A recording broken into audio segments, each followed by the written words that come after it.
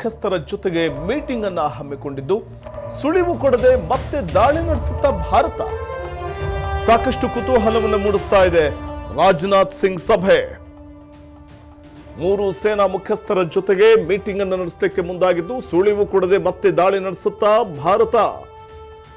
ಸಾಕಷ್ಟು ಕುತೂಹಲವನ್ನು ಮೂಡಿಸ್ತಾ ಇದೆ ರಾಜನಾಥ್ ಸಿಂಗ್ ಸಭೆ.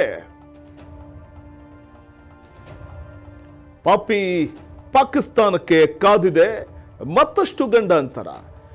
ಇವತ್ತು ಸಿಡಿಎಸ್ ಜೊತೆ ರಾಜನಾಥ್ ಸಿಂಗ್ ಮಾತುಕತೆಯನ್ನ ನಡೆಸುವಂತ ಒಂದು ನಿಟ್ಟಿನಲ್ಲಿ ಮುಂದಾಗ್ತಿದ್ದಾರೆ.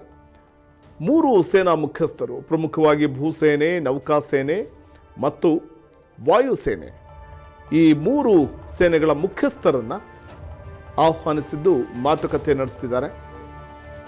ಹಿಂದೆ ಕಳೆದ 4 ದಿನಗಳ ಹಿಂದೆ ಆಪರೇಷನ್ ಸಿಂಧೂರ್ ಹೆಸರಲ್ಲಿ ಮಿಡ್ ನೈಟ್ ಆಪರೇಷನ್ ಮಾಡುವ ಮೂಲಕ ಸುಳಿವನ್ನ ಪಾಕಿಸ್ತಾನಕ್ಕೆ ಕಿಂಚಿತ್ತೂ ಕೊಡದೆ ಉಗ್ರರ ಅಡಗುತಾಣಗಳನ್ನು ಧ್ವಂಸ ಮಾಡಿದ್ದಂತಹ ಭಾರತ ಮತ್ತೆ ಅದೇ ರೀತಿಯ ಸುಳಿವನ್ನೂ ಕೊಡದೆ ದಾಳಿಯನ್ನು ನಡೆಸುತ್ತಾ ಅನ್ನುವಂಥದ್ದು ಈಗ ಕುತೂಹಲ ಕಡೆ ಮಾಡಿಕೊಡ್ತಾ ಇರುವಂಥದ್ದು. ಬರೀ ಯುದ್ಧ ಮಾಡಿದ್ರೆ ಸಾಕಾಗೋದಿಲ್ಲ.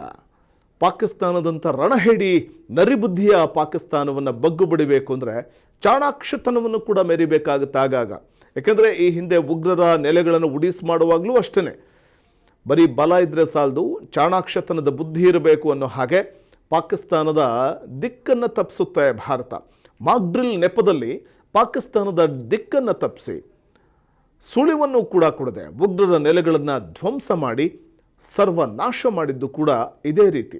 ಹಾಗೆ ಈಗಲೂ ಕೂಡ ಅಷ್ಟೆ, ಪಾಕಿಸ್ತಾನಕ್ಕೆ ಕೊಂಚ ಸುಳಿವನ್ನು ಕೊಡದೆ ಮತ್ತೆ ದಾಳಿ ನಡೆಸುತ್ತಾ ಭಾರತ. ಈ ಕುತೂಹಲ ಇದೆ.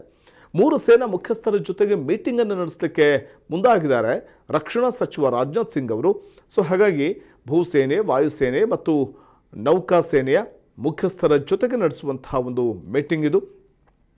ರಾಷ್ಟ್ರದ ಭದ್ರತೆಯ ಕುರಿತಾಗಿ, ರಾಷ್ಟ್ರದ ನಾಗರಿಕರ ಭದ್ರತೆಯ ಕುರಿತಾಗಿ ಮತ್ತು ಪಾಕಿಸ್ತಾನದ ದಾಳಿಯನ್ನು ಪರಿಣಾಮಕಾರಿಯಾಗಿ ತಡೆಗಟ್ಟುವಂಥ ನಿಟ್ಟಿನಲ್ಲಿ ನಾವು ತೆಗೆದುಕೊಳ್ಬೇಕಾದಂಥ ಕ್ರಮಗಳು ಏನೇನು, ಅದು ಪಾಕಿಸ್ತಾನಕ್ಕೆ ಪರಿಣಾಮಕಾರಿಯಾಗಿ ಪೆಟ್ಟನ್ನು ಕೊಡಬೇಕು ಅಂಥ, ಮತ್ತು ಪಾಕಿಸ್ತಾನಕ್ಕೆ ಯಾವ ಸುಳಿವನ್ನು ಕೊಡದೆ ಪಾಕಿಸ್ತಾನಕ್ಕೆ ಪೆಟ್ಟನ್ನು ಕೊಡಬೇಕು ಅಂಥ ದಾಳಿ ಇದಾಗಿರಬೇಕು ಅನ್ನುವಂಥ ಒಂದು ವಿಚಾರವಾಗಿಯೂ ಕೂಡ ಚರ್ಚೆಯನ್ನು ಇವತ್ತು ರಾಜನಾಥ್ ಸಿಂಗ್ ಮಾಡಲಿದ್ದಾರೆ. 3 ಸೇನಾಪಡೆಗಳ ಮುಖ್ಯಸ್ಥರ ಜೊತೆ ರಕ್ಷಣಾ ಸಚಿವರು ನಡೆಸುವಂತಹ ಮೀಟಿಂಗ್ ಮಹತ್ವ ಪಡ್ಕೊಂಡಿದೆ. महत्वपूर्ण कदम रहा है।